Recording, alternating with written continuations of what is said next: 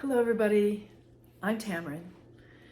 I was talking to a woman a while back and she brought up this queen bee with dislike and disapproval in her voice. Not Beyonce, but the original idea of a queen bee as described by a psychiatrist in the 70s, who described queen bees as women in positions of authority in traditionally male-dominated environment who treat subordinates more critically if they're women. And I said to her, there's another way to look at this.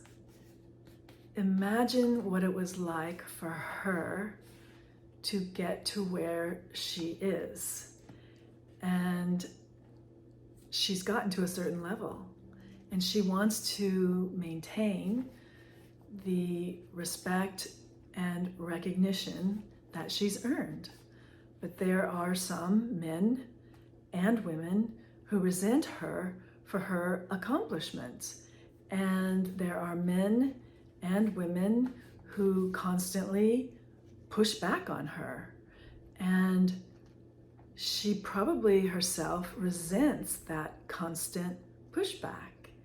And she also sees daily that the men who are in her position, her equals, do not have to deal with this constant pushback that makes it harder for her. So she's going to do what she sees as necessary to maintain the respect and recognition that she's earned, meaning her position.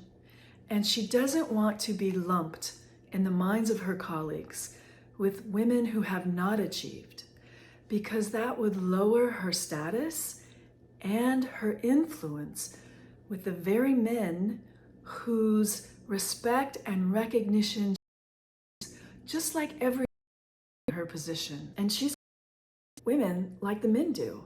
And she might even outbest them in that area, just like she's probably outbested them in other areas. I'm not condoning this, I'm describing it. If there were more women in positions of authority that they've earned through their skill and their competency, these queen bees wouldn't be anything special. They wouldn't be anything unusual. People would respect them as a matter of course, just like they respect men without even being consciously aware of it. So notice and observe.